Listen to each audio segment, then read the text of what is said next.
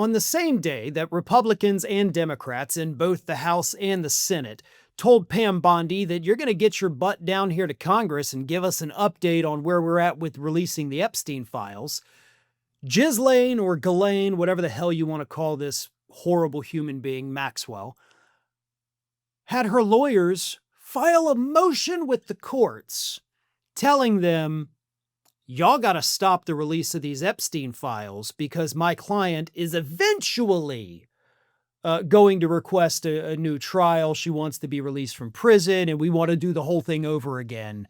And if you release those files, which includes, grand jury, closed door type stuff, that's really going to hurt her ability in a new trial. To put it another way, Maxwell has swooped in and is trying to use the courts to protect Donald Trump from the release of the Epstein files so that he will be grateful and give her either a commutation or a full-blown pardon, since Trump loves to just pardon everyone for every horrible thing they've ever done. Maxwell is actively trying to save Donald Trump, and that much is completely transparent. There is no question about why she is doing this, especially given the fact that they didn't even file the motion for a new trial. All they did was say, hey, we're going to do it eventually, so, you got to stop the release of this crap. And that actually comes after a different judge had already tossed out her request previously for a new trial. So they know they don't have a chance. They know they haven't even done it yet. And yet they're still trying to block the release of these files. Why? I mean, genuinely, why? Because even in a trial, more than likely, they would be able to get the grand jury documents unsealed and shown to the actual jury.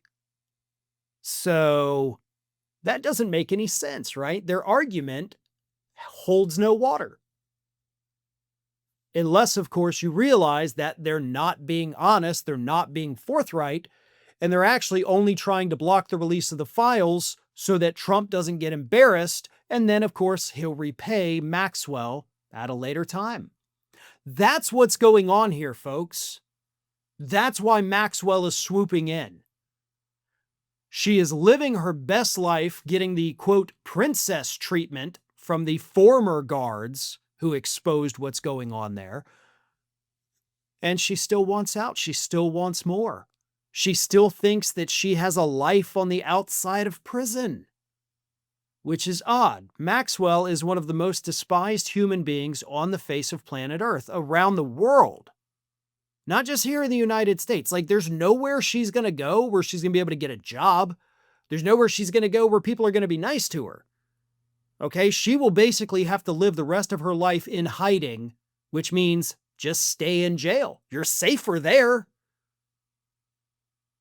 But she's a little arrogant, right? She's a little cocky. She thinks Trump's going to protect her and that everything's going to be hunky-dory once she walks out of the doors of that minimum security prison.